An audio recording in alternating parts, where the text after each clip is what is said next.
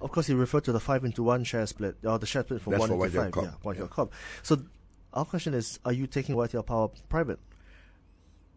Depends, because at the end of the day, we are preparing YTL Power and many of the subsidiaries of YTL today for big growth push. Since 2008, there has not been many serious deals.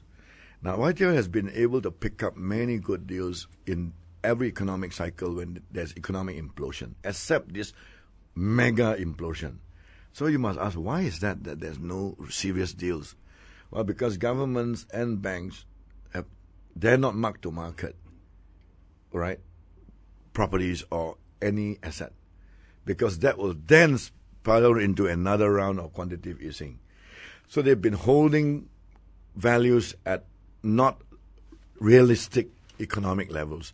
So I think with all the problems in the world, as you can see, inflation, because of this kind of treatment, the economic environment has caused inflation to come to our doorsteps in every country, and it's very hard to prevent inflation from exponentially growing.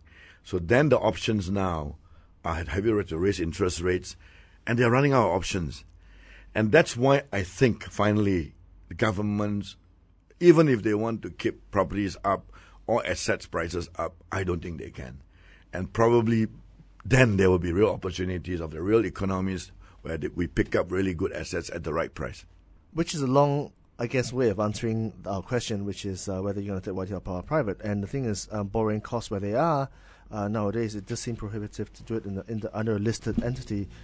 So would that be a yes or a maybe or a no? That's not a maybe at all. In fact, one day I've always said there will be only one YTL Corp, like one GE or one Siemens. The listing of all the power and all the thing was in tandem with Malaysia's innovation, which we had a say in the capital market. We could list YTL Power in history 5 years ahead of schedule. We invented the IPC listing category, remember? So yes, in the history, that was the more efficient way to list your subsidiaries. But when your subsidiaries are now maturing and earning a lot of money and dividends, definitely it's common sense. They will pay dividends to Corp. Corp will use this money and the cash, like Warren Buffett's Berkshire Hathaway, to buy companies, or they can buy their own subsidiaries, etc. If the money put to work is better by buying outside companies, we will. But if the money by buying our own companies and paying a high dividend, we will also do that. That's common sense, and we have done that. If you notice, those who care to analyze a bit deeper than the surface will understand we have already done that. We have already privatized slowly companies like YTL Cement with the ICALs that converts. And the 10th year, you get a substantial discount and a higher interest rate. That has been a long-term plan to privatize Corp to own more of their subsidiaries, because I believe they are very valuable, right? That has always been the case. And of course, the Corp shareholders suffer a little bit in the process because they don't get very high dividends and they are helping the subsidiaries. But right now, it's time that the Corp shareholders are rewarded. And the subsidiaries knows that. And I'm also the CEO of all the subsidiaries. I think it's time to pay back the Corp shareholders who has been very loyal and faithful. We are talking to Tan Sri Francis Yeoh, the Chief Executive of the YTL Group of Companies. Up next, a deeper discussion, in fact, on the YTL subsidiaries. Bigotry-free Malaysia. BFM 89.9. This morning on the Breakfast Grill, we are speaking with Tan Sri Francis Yeoh, the Chief Executive of the YTL Group of Companies. Onto your more stable businesses, in fact, the YTL Power Group, actually, Tan Sri. You've got about 8 billion of cash in your coffers. Any plans to expand your power generation capabilities? Yeah, the whole YTL Group has got about 12 billion worth of cash. 8 billion is through the power. Yes, I think no matter what the governments try to do, economic planners, it's very difficult. You can see the manifestation of the inflation through a combination of three phenomena. One is the mobility of the internet. Second is the Chinese government being the consumer of commodities, huge consumers. And the third phenomenon being quantitative easing by Europe and America that brought forth huge inflationary pressures globally. And you can see the internet is not liking, is showing you that they don't like Mubaraks of the world already. Because their stomachs are hungry. I think it's not only their stomachs, they are worried about their children. The anger comes when they can't feed their children. And that's what governments are beginning to realize, that the inflation is causing hungry stomachs. And that's why people have no choice but to go on the streets. So it's pretty dangerous.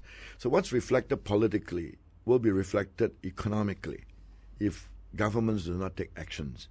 So I think this country, our government, at least through Idris Jalla and the Prime Minister, has openly told us we can't subsidize the way we go, right? We will do very badly like any of these European countries like Portugal or Spain or Ireland if you are not careful and continue to go the way we go, subsidizing all these fuels, etc. So I think that's very positive. At least our government's aware. He publicly took a lot of flack when he said we might go bust if you're not careful in 10 years' time, if you're not careful taking this attitude, deficit financing. So I think this is one of the most transparent governments ahead of its time. And I think once we dealt with that, the country say, okay, if you speak the truth, I think we'll adjust and we'll see what we can do. Where the power generation business is concerned, you've got about 3,100 megawatts in Power Seraya out of Singapore. You've got about 1,200 megawatts in Malaysia, and an effective 35% in PT Java out of Indonesia's 1,200 megawatt power station. Is that enough, Tan Sri, or are you on the lookout for some more? Well, in the power business, again, is a regulated business. We do very well in countries that have got transparent regulatory framework like Singapore, Britain, Australia. You forgot we have Lectranet, the whole of South Australia transmission grid. We are running that. So in countries where there's a transparent regulatory framework, we do very well. But I say, unfortunately, there is no real valuation or no real implosion despite the economic problem. The values of the assets are not reflecting its real value. So I think we can't purchase that until the market reflects it. Understandably. The other portion of the power generation business is the move by the country towards renewable energy. The majority, in fact, all your plants are oil, coal, or gas-fired, gas-fired. Our question to you, Tan Sri, is whether these sources can ever be truly replaced by RE sources. Slowly but surely. The first thing we do, of course, is we pioneered the use of gas in this country. Our country, once upon a time, was flaring the gas on the East Coast. So at that time, I told the Prime Minister, why don't you use this? This is quite a clean fuel for power instead of coal and all that stuff. So he very quickly took that on and then changed the policy to make gas, which is a clean fuel. So we did quite well in that. The whole country has at least clean fuel. But the problem with that is that the efficiency is only 30-odd%. Today in Singapore, Seraya, we invested in a 54% efficiency. So we use much less gas for the same amount of power that you produce. And that's a good trend. So that's one way of mitigating the use of clean. Even though it's clean, you make it more efficient. The renewable, using other sources and all that has become more and more a reality. But governments who are like Spain, who are subsidizing some of these solar technologies and all that, suddenly when they are in trouble in Europe, and they just kind of like cut off the subsidies. And they can't stay on the trend. As you say in Power Seraya, 54% is not bad.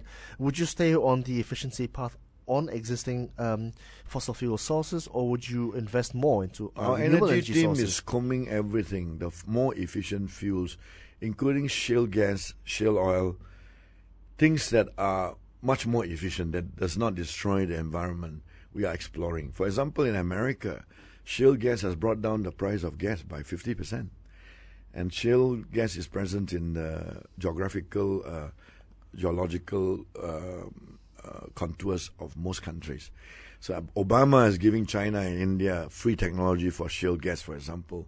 So then you don't need to transport LNG and stuff like that. So there's a big change because it's happened in America that the prices of gas has dropped by 50%. The world will learn from this, and Europe and all that. And hopefully by using shale gas, as long as it doesn't destroy the environment, this will be another step in the right direction. Well, speaking of global fear, Tan Sri, you must have seen what's happening in Japan, the fallout from the nuclear power plant, and obviously Malaysia has got plans to move into that direction. What's your view on this issue? I am quite unequivocal on this. I don't like nuclear power stations, plainly because the waste, somebody somewhere in the world have to be dumped by the waste, and nobody has actually screamed loud enough to answer where is the waste, the nuclear waste going, and how do you actually safely keep them. I don't want any people in the world to suffer a toxic waste like that for any country in any population. Well, nonetheless, the government has underlined plans to continue along this path. I don't know. I don't know, but I will not participate as a company in nuclear energy.